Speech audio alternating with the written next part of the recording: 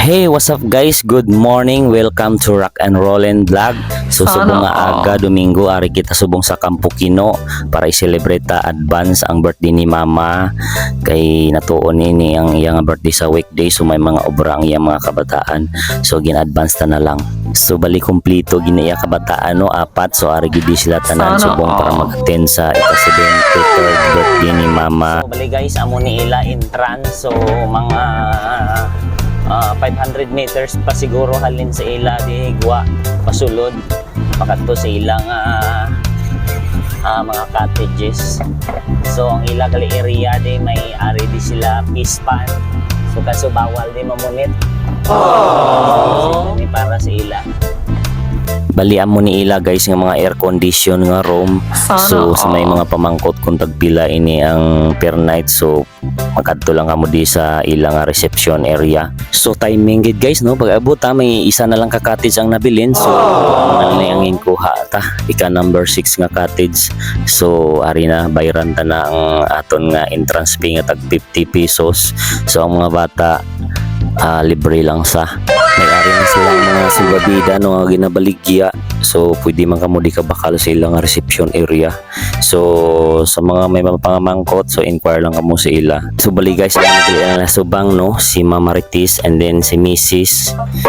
Miros. So sila ni ang gitimbanganay din no sa pag-prepare sang pagkaon no kapag hiwat sa ini nga okasyon no sa ilang mama. So kay aga pa kita nag-abot di guys, so malibot-libot lang taanay di sa ilang area. So kay kanami di sang ilang view no, kanami sa ilang balas Perticapino kag katinaw sang tubig sa ilang dagat. So antes ang Chibogan, so mapicture-picture ani si Mama kay wala pa ang bisita ta ginahulat. So bali tatlo ni sila guys no nga nag-birthday sini nga May no, bali si Toto Ipoy at May 23 kag kay Mama May 21 kag kay Mrs. May 27. So bali ang ila lang nga duha, bali amo lang ang gindungan kag ang kay Mrs. gali secret na lang na kundiin tanimak pakalabot. Oh no! So pag abot dayon nila no sang akon nga utod no, so nanyaga sila dayon kay gutom gidaw sila. Sumayo kay may dalaman sila nga sudan nga ilagin prepare. So tingog lang namon di sa amon. So bali diri sa Sipalay guys no, kapila ko na di nabalik-balik no, na amo gini na namian ko di nga lugar paliguan. Kaya ilang nga tubig bugnaw kag katinaw, hindi sila sa sa ibang nga beach damo dikya. So dire clear ang tubig tapos hindi pa saya katol ilang nga beach. So bali tapos tagali guys panyaga no, so nakadesisyon sila no mag island hopping kami no. So gusto man nila i-try no nga mag so guys, welcome on board adventure no sa mga isla-isla no di sa Sipalay. So i-try na to no mag island hopping. So bali 17 good for 10 persons. Pero ang capacity sang pambot is 15 person. So kung mag-excess is 100 per head na lang na sa. So guys, kabalogi ko no sa matag isa sa amo no nga excited na no nga maglagaw sa mga pulo di sa Sipalay no. So first time ni daan namon nga island hopping. So tara updan nyo ko libuton ta ang ilang area.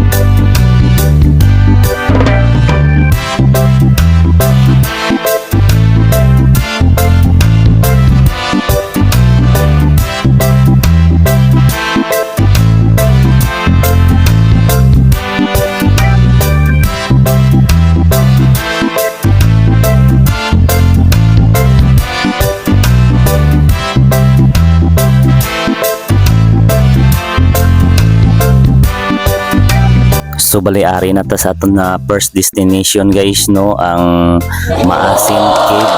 So testingan ta no nga magsulod sa ila nga cave. Wow, crystal water. Ang watag ka ng tuyong. Sana all. Yan ang isda sila.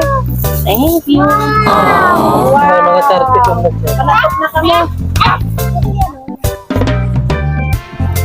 Pwede ito kalagaw? What? Guys, welcome to Boracay Island. Caption na na yung Boracay ah. Yun. Ano pala kugo sa siyayay? Kaya konti na ti. Oh no! So guys, makadto ta sa ilang ako iba. Ilang taon ta guys sila cave. So sa diri nga area guys no, may ari man din sila nga pwede mo matambay-tambayan ng mga bligya sa kape. Mga chinilas ka may ari misla mga pakinhason nga chandelier. So may amo ni ilang nga mga produkto nga ari di sa ilang ginabligya. So amo ni ang ilang nga kuweba no, lapos ni sa no, kag may paliguan to sa may likod. So perti katinaw di sa ilang nga tubig. So amo ni ang bata no nga nagsugat sa amon nga siya kuno ang motor guide. So amo ni ang tubig guys no sa likod no. So grabe ka tinaw no, clear water. So grabe ka bugnaw. So enjoy gid ang akmon nga kabataan ariti. Kaso hindi ta maayo kapadugay guys no, kay may gahulat sa aton nga pump boat. So makadto pa kay ta sa sika naton nga destination sa may. Okay guys, tapos na ta sa aton nga adventure sa Langob. Diri naman ta sa ano ng ano to gani? Fish feeding. So guys, amo ni gali ila area no, ang fish feeding no. So bali kung may mga dala kamo gali nga biskwit or mga Carls, pwede nyo di ibubod. So guys, tapos na kita sa pambubod sa isda no. So papuli na kita no, so mga lapyo na gid ang aton nga mga kabataan sa biyahe. So amo ni. Meanwhile, so guys, natapos na aton nga island hopping no. So thanks God no nga safe lang ang aton nga pag-travel kag ang pag-abot ta di. So kabalo ko ang tanan gutom na gid no. So tara.